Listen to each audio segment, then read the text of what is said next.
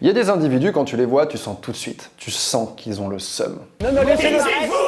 Merde et merde. Non, mais voilà. Quand un musicien joue, on l'écoute. Patrick Balkany s'empare de notre caméra.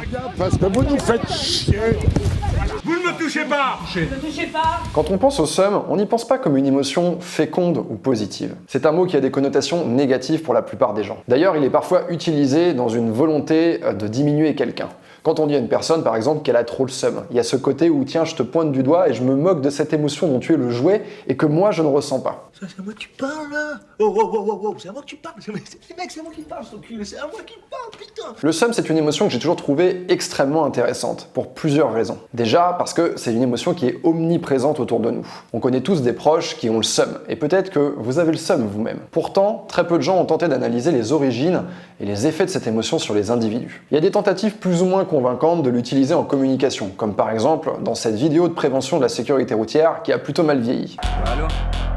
C'est quoi le seum? C'est le spleen, le malaise, le cri de tous les mecs et meufs en galère en 2013. Ah ouais. Si vous avez déjà eu le seum ou si vous avez des proches qui ont le seum, il est très important de prendre conscience des conséquences qu'a cette émotion sur vos vies. Dans cette vidéo, je vais donc revenir aux origines du seum et vous expliquer comment vous pouvez faire quelque chose de puissant, voire même de beau, avec tout votre seum. Alors déjà, le seum, qu'est-ce que c'est? C'est un mot qui vient de l'arabe sem, qui signifie le venin. C'est donc une émotion très subtile qui est un mélange d'amertume, de ressentiment et de frustration. Certains confondent parfois seum et colère. C'est une erreur, parce que la colère est en général une émotion ponctuelle et dirigée contre quelque chose. En général, on ne ressent pas de la colère tous les jours du lever au coucher. Mais le seum, au contraire, c'est une émotion diffuse et qui n'est pas nécessairement dirigée contre quelque chose. La colère est transitive, on va dire « je suis en colère contre toi ». Alors que le seum est la plupart du temps intransitif. On dit simplement « j'ai le seum », sans préciser contre quoi on a le seum. Et c'est un sentiment qui peut être permanent. Il y a des gens qui se lèvent et qui se couchent tous les jours en ayant le seum. On prend les cafards dans le mouchoir.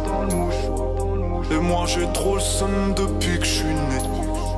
Une des raisons qui font qu'à part dans le rap, peu de personnes parlent du seum, c'est parce qu'elle est considérée comme une émotion honteuse à refouler. Ce refoulement généralisé des émotions négatives est analysé par la sociologue Eva Illouz dans son livre Apicratie. Elle y explique que l'avènement de la psychologie positive a eu pour conséquence de créer une société qui valorise uniquement les émotions positives. Et ça nous pousse à refouler ou voire à supprimer des émotions négatives. La psychologie positive est une discipline très récente. Elle a été instituée en 1998 aux États-Unis sous la houlette de Martin Seligman, un chercheur en psychologie très influent. Il s'agit d'une branche de la psychologie qui se concentre sur l'épanouissement individuel et l'empowerment. Selon Eva Illouz, elle a abouti à une dictature sociale du bonheur. On refoule nos émotions négatives et on culpabilise intérieurement parce qu'on se dit « c'est notre faute si on est malheureux ». Ce que les psychologues positifs essaient de faire avancer, c'est l'idée que, quelle que soit la situation dans laquelle on est, il s'agit en fait même de voir ces expériences comme des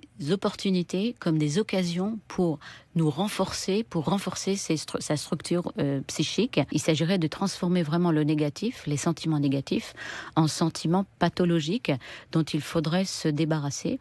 On en a honte, donc on n'en parle plus. C'est un des grands effets de la psychologie en général, mais c'est un effet encore plus marqué de ce culte du bonheur. Évidemment, le seum fait partie de ces sentiments négatifs que l'on refoule. Ça devient un sentiment insidieux qui va s'exprimer inconsciemment dans nos actions et qui va nous pousser à nous renfermer.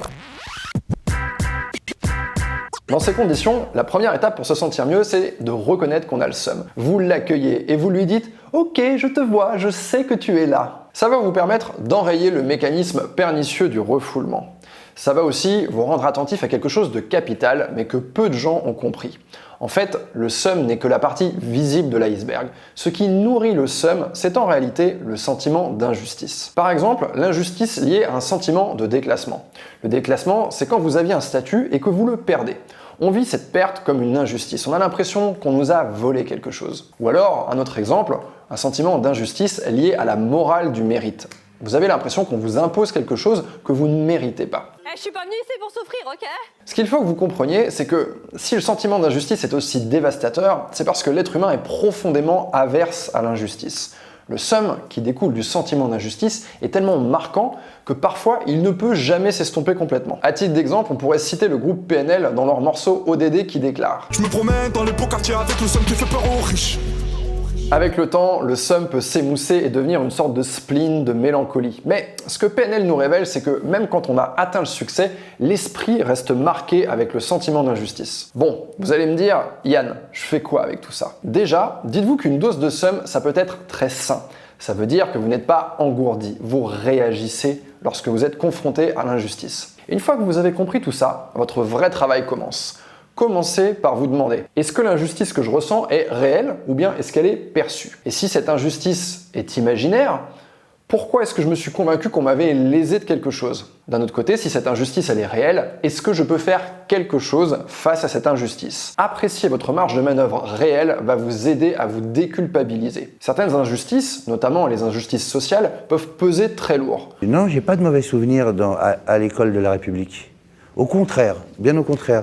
D'être à l'école avec que des blancs, ça m'a montré que quand on est derrière le périph', on se dit petit à petit le sentiment de haine contre ceux qui ont tout monte. On peut appeler ça de la jalousie ou je sais pas, mais tu dis pourquoi eux, ils ont le droit à tout et nous rien. En étant réaliste face à vos marges de manœuvre, vous allez pouvoir diriger vos forces vers autre chose que des moulins à vent.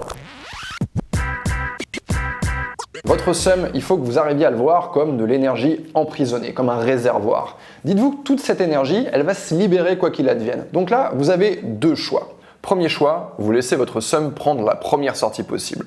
Et pour certains, ça va se manifester par de l'agressivité ou de la violence. Pour d'autres, ça va plutôt être du découragement, un fatalisme, un déterminisme. Deuxième choix, vous vous rendez compte que vous pouvez inscrire cette énergie dans le cadre d'une vision. Pour ça, il faut considérer ce seum comme une richesse inouïe. C'est un puits d'énergie sans fond. Si vous ne choisissez pas, c'est simple, vous allez subir. Le but en posant ce choix, c'est que vous retrouviez un véritable contrôle sur vos actions. Vous n'avez pas forcément de l'emprise sur ce que vous ressentez. Mais votre véritable pouvoir, il réside entier dans cette prise de décision. Qu'est-ce que je vais foutre de tout ce seum? Je vais vous donner des exemples concrets de la manière dont vous pouvez canaliser votre seum. Une première façon, c'est d'utiliser votre seum comme un élan qui va vous propulser. Par exemple, dans le cadre d'une action choisie, le seum va se transformer en hargne et vous allez être capable de démultiplier votre capacité d'action. Par exemple, au lieu de passer un coup de téléphone pour vendre vos services, bien là, vous allez en passer 100. Là où il faut être vigilant, c'est que votre action soit cadrée. On a tous un exemple dans notre entourage d'une personne qui a appliqué beaucoup trop d'énergie sur une chose d'une façon inefficace. Donc dans ces conditions d'utilisation de votre énergie liée au seum, il peut être très utile d'avoir une personne éclairée qui va nous assister et nous guider. Il y a un film qui pour moi illustre à merveille cette première possibilité. Et ce film, c'est Rocky. Rocky, il vit dans les quartiers pauvres, il a une vie de merde et quelque part, il est victime d'une injustice sociale, d'un système, d'une vie compliquée et il va mettre son énergie, sa rage au service de sa carrière sportive. Mais ce qui est très intéressant, c'est qu'il ne va pas envoyer son énergie dans toutes les directions. Il va avoir son entraîneur Mickey qui va être là pour le cadrer et qui va véritablement lui permettre d'atteindre son objectif. Une deuxième possibilité pour canaliser votre seum, c'est de l'utiliser dans un sentiment de révolte qui va vous pousser à construire et à vous mobiliser.